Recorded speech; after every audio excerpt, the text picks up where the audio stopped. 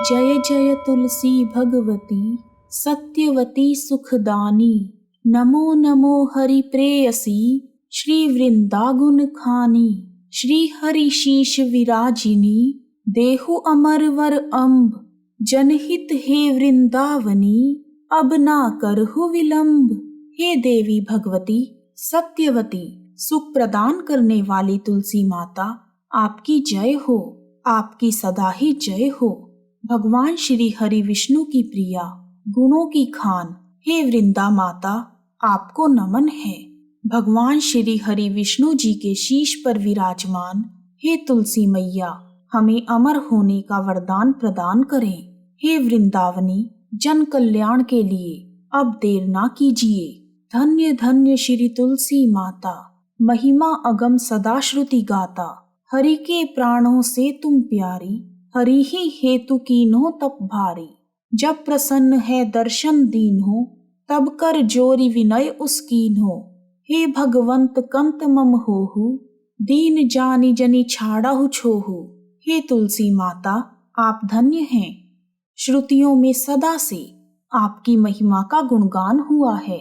आप भगवान विष्णु को अपने प्राणों से भी प्यारी हैं। आपने विष्णु जी को पति रूप में पाने के लिए कई वर्षों तक कठोर तप किया। भगवान विष्णु ने प्रसन्न होकर जब आपको दर्शन दिए, तब आपने उनसे हाथ जोड़कर विनती की और स्वयं को उनकी पत्नी के रूप में स्वीकारने की प्रार्थना की। इस पर भगवान श्री हरि ने आपको दीन जानकर छोड़ दिया। सुनी लक्ष्मी तुलसी की बानी, दीन्हो श्राप कध पर आनी। उस अयोग्य वर मांगन हारी, होहु विटप तुम जड़ तनुधारी। सुनी तुलसी ही श्रप्यो तिहि ठामा, करहु वास्तु नीचन धामा। दियो वचन हरि तब तत्काला, सुनहु सुमुखी जनि होहु विहाला।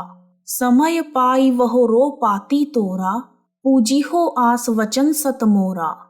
हे तुलसी माता, आपकी वाणी को सुनकर माँ लक्ष्मी ने आपको श्राप देते हुए कहा कि आपने अपने लिए अयोग्य वर को चुना है, इसलिए आप वृक्ष का रूप धारण करेंगी।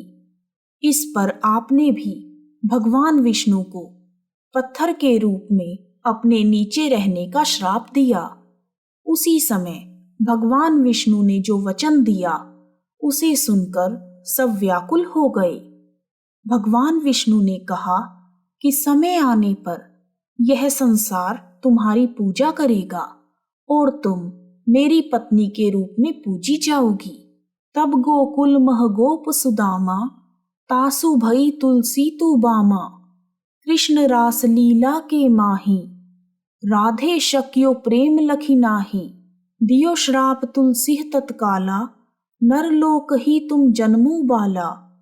यो गोप वह दानव राजा, शंखचूड़ नामक शिर ताजा। तुलसी भई तासु की नारी, परम सती गुण रूप अगारी। अस्द्वै कल्प बीत जब गयु, कल्प तृतीय जन्म तब भयु। उसके बाद गोकुल में सुदामा गोप की आप पत्नी बनी।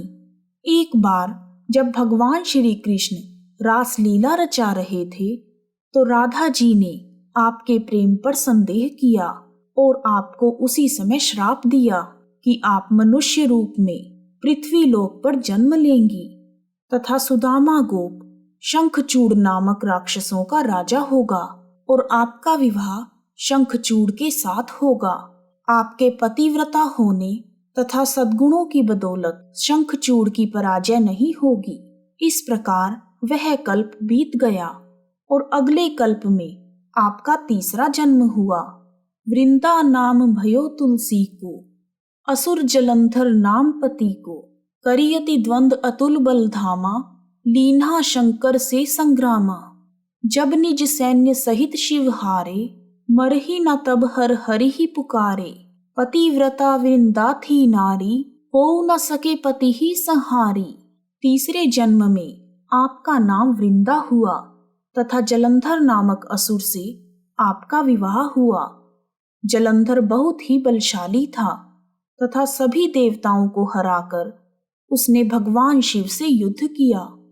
जब भगवान शिव भी अपनी सेना के साथ मिलकर जलंधर को हरा ना सके तो उसे मारने के लिए शिव शंकर भगवान ने विष्णु जी को पुकारा। लेकिन हे माँ तुलसी, वृंदा के रूप में आपके पतिव्रता धर्म के चलते आपके पति असुर जलंधर को कोई भी मार नहीं सकता था और ना ही उसे हरा पाना संभव था। तब जलंधर ही भेष बनाई, वृंदा ढिग हरि पहुँच्यो जाई। शिव हित लही करी कपट प्रसंगा, कियो सतित्व धर्म तो ही भंगा। भयो जलंधर कर संहारा, सुनियुर शोक उपारा। तब भगवान विष्णु ने जलंधर का भेष धारण किया और आपके पास पहुंच गए। भगवान विष्णु ने शिवजी की मदद करने के लिए कपट का सहारा लिया, जिससे आपका सतीत्व भंग हो गया। आपका सतीत्व भंग होते ही जलंधर को मारने में भगवान शिव सफल हो गए और जलंधर की मौत के बारे में सुनकर आपके हृदय को बहुत आघात पहुंचा। तिही क्षण दियो कपट हरि टारी, लखी वृंदा दुख गिरा उचारी। जलंधर जस हत्यो अभीता, सोई रावण तस हर ही सीता। अस्प्रस्तर सम हृदय तुम्हारा, धर्म खंडी मम पति ही सहारा। यही कारण लही श्राप हमारा, होवे तनु पाषाण तुम्हारा। जैसे ही जलंधर की मृत्यु हुई, भगवान विष्णु ने अपना रूप दिखाया, जिसे देखकर आप बहुत दुखी हुई।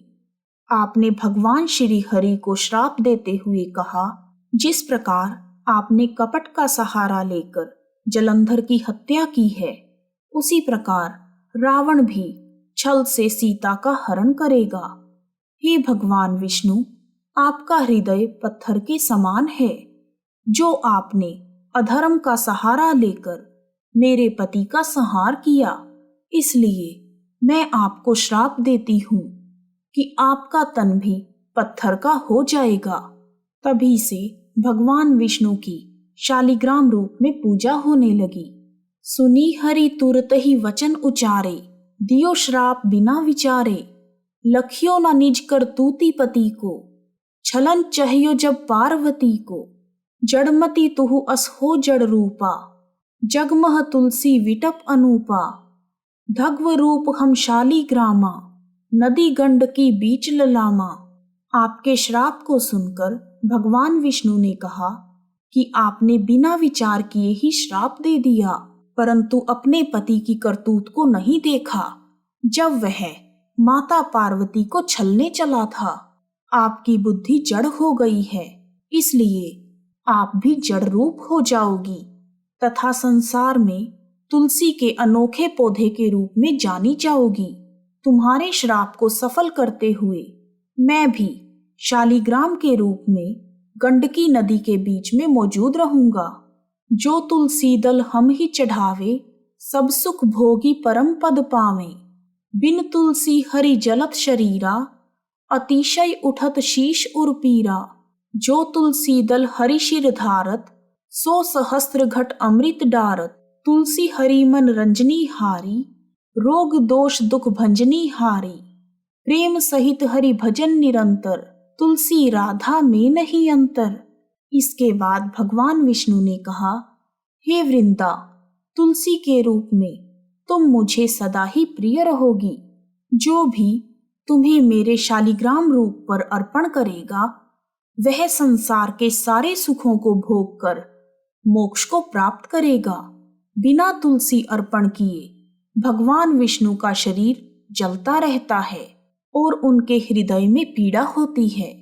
जो भी मनुष्य तुलसी मिले जल से भगवान विष्णु को स्नान करवाता है, समझो कि वह हजारों घड़े अमृत के उन पर डालता है। भगवान विष्णु को तुलसी जी अति प्रिय हैं। वह समस्त कष्टों को मिटा देती हैं। प्रेम पूर्वक भगवान विष्णु का निरंतर भजन करना चाहिए। विष्णु जी के लिए तुलसी तथा राधा में कोई भेद नहीं है। उनके लिए दोनों ही एक समान हैं। व्यंजन हो 56 प्रकारा, बिन तुलसी दल ना हर ही प्यारा। सकल तीरथ तुलसी तरु छाही, लहत मुक्ति जन संशय नाही। कवि सुंदर एक हरि गुण गावत, तुलसी ही निकट सहस गुण पावत। बसत निकट दुर्वासा धामा, जो प्रयागते पूरव ललामा। पाठ करही जो नित नर नारी, हो ही सुख भाषा ही त्रिपुरारी। चाहे भगवान विष्णु को कोई 56 भोग क्यों ना लगाता हो, लेकिन तुलसी जी के बिना भगवान विष्णु को यह सब प्यारे नहीं लगते।